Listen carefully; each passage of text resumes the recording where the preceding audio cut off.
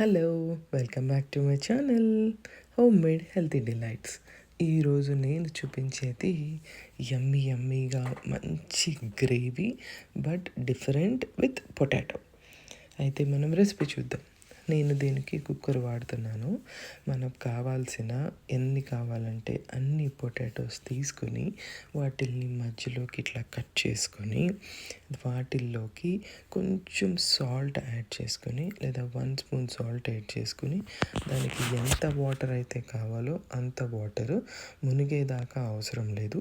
కొంచెం వాటర్ వేసేసుకొని వాటిల్ని మనము ఇప్పుడు కుక్కర్ మీద పెట్టుకొని జస్ట్ ఎక్కువసేపు అక్కర్లేదు, వాటిని బాయిల్ అయ్యేంత వరకు, లేదు అనుకుంటే వాటికి ఒక్క విజిల్ వచ్చే వరకు దాన్ని కుక్కర్ మీద పెట్టుకోవాలి. వెంటనే దింపేయాలి, లేదు అంటే పొటాటోస్ బాగా మెత్తగా అయిపోతాయి.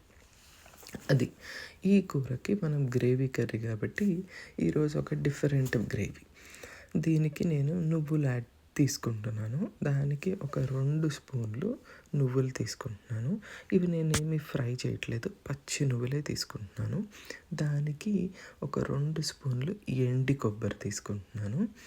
దానికి మళ్ళీ ఒక 2 స్పూన్లు నా దగ్గర ఫ్రోజన్ది పచ్చి కొబ్బరి, తురిమేసిన కొబ్బరి నా దగ్గర ఉంటుంది. నేను దాన్ని ఫ్రీజర్లో పెట్టేసుకుంటాను. సో అది కూడా 2 స్పూన్లు. దానికి సరిపడినంత వాటర్ వేసి ఇప్పుడు పక్కన పెట్టేసుకుంటాను. ఇప్పుడు దీనికి పెద్ద ఒక ఉల్లిపాయ తీసుకొని వాటిని చిన్నగా చాప్ చేసుకొని పక్కన పెట్టుకుంటాం. వాటితో పాటు ఒక టొమాటో, 1 లేదా 2, చిన్నవైతే 2, 3 వేసుకోవచ్చు. పెద్దదైతే 1 సరిపోతుంది. వాటిని కూడా చక్కగా చిన్న చిన్న ముక్కలు చేసి పక్కన పెట్టేసుకుంటాం.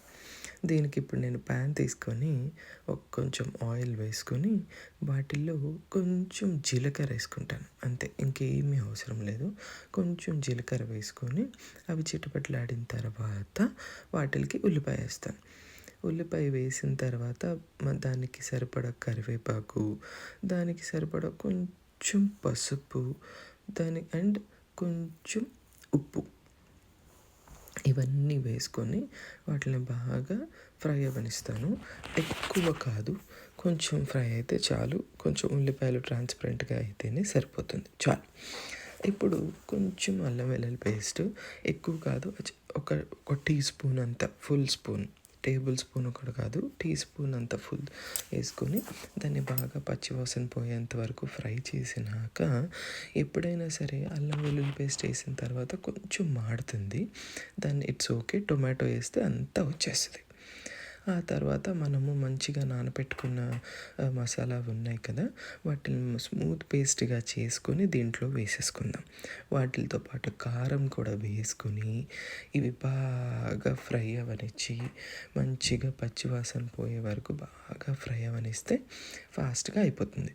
ఇప్పుడు వాటర్ ఏమన్నా కావాలని అనుకుంటే కొంచెం వేసుకోండి.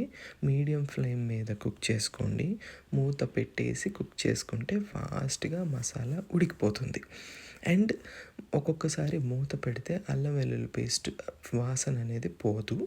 సో మరి అల్లం వెల్లుల్లి పేస్ట్ బాగా ఫ్రై అవనిచ్చిన తర్వాత మూత పెట్టి ఉడకపెట్టుకోవచ్చు. దానికి కొంచెం మసాలా పొడి వేసాను. అది వేసినాక కూడా ఒక 2 నిమిషాలు దాన్ని వేగనిచ్చి మనం ఉడకపెట్టుకున్న బంగాళదుంపల్ని పీల్ చేసుకొని చక్కగా చాప్ చేసుకొని వాటితో పాటు కొత్తిమీర కూడా వేసుకొని దీన్ని మనము కొంచెం సేపు టాస్ చేద్దాము. వాటర్ కావాలంటేనే వేసుకోవాలి, వద్దు వాటర్ వేసినంత వరకు వాటరీగా అయిపోద్దని మీరు అస్సలు అనుకోవద్దు. మంచి చిక్కగా గ్రేవీ వస్తుంది. మనం వాడిన మసాలా అలాంటిది. సో దీన్ని మంచిగా ఒక 5 మినిట్స్ మూత పెట్టుకొని, ఎక్కువ ఉడకబెట్టాల్సిన అవసరం లేదు, ఎందుకంటే పొటాటో ఆల్రెడీ ఉడికిపోయింది కాబట్టి. సో కొంచెం ఆయిల్ పైకి తేలుతుంది. తర్వాత మన కూర రెడీ అయిపోయింది. అంతే, సింపుల్గా అయిపోయే అప్పటికప్పుడు చేసుకునేది ఈ పొటాటో కుర్మా. బగారా రైస్లోకి, చపాతీలోకి, నాన్లోకి, అన్నిటిలోకి చాలా బాగుంటుంది. Thank you so much for watching. Bye.